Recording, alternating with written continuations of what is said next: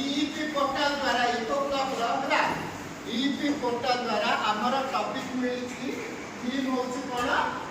बाढ़ तो बाढ़ मानकर सुरक्षा आम किपरि करबा बाढ़ मानकर वासस्थान किपरि हम तो प्रथम आम देखा कौन अच्छी पक्षी तो बाढ़ क्या कहवा पक्षी पक्षी विभिन्न प्रकार है तो पक्षी हूँ एक सुंदर और उड़वा सक्षम प्राणी आउ पक्षी कौन हो पृथ्वी में नाना प्रकार पक्षी माने रोचक चढ़ई कोईली मयूर है इत्यादि विभिन्न प्रकार पक्षी अच्छा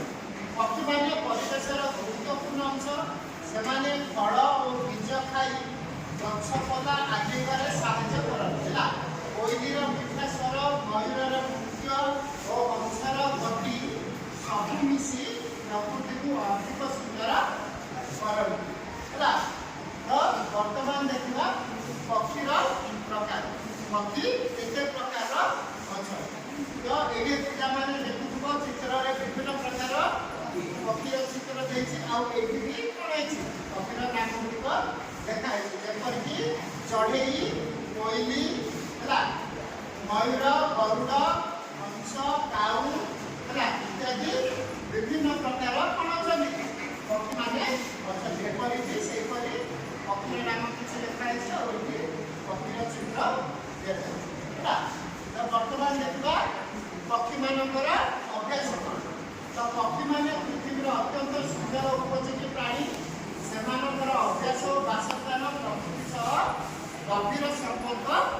रहा पक्षी मैंने साधारणतः गछ उपर बास करती एवं आकाश में उड़ाई से पाखे पर रही से दिने सकाल सन्ध्या खाद्य बाहर था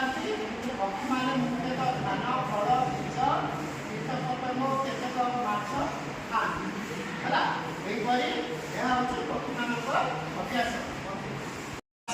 पक्षी मैंने कौन प्रायतः जंगल रही भल पाती बाकी पहाड़ पर्वत झरणा विभिन्न स्थान से कौन करती रही था पक्षी मान जीवन चक्र तो ये देखिए पिला कौन कर पक्षी मान जीवन चक्र गोटे परिचक्रण माध्यम तुमको दर्शाई तो प्रथम अंडा अंडा कौन हो जात होची बाड़ी मारे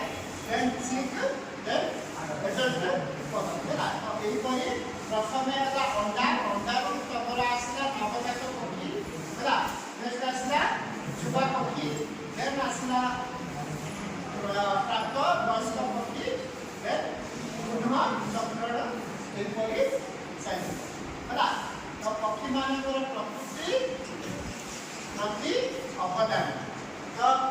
आजिकल जुगे कौन होते जान पक्षी मान आमर प्रकृति प्रति बहुत प्रकार अवदान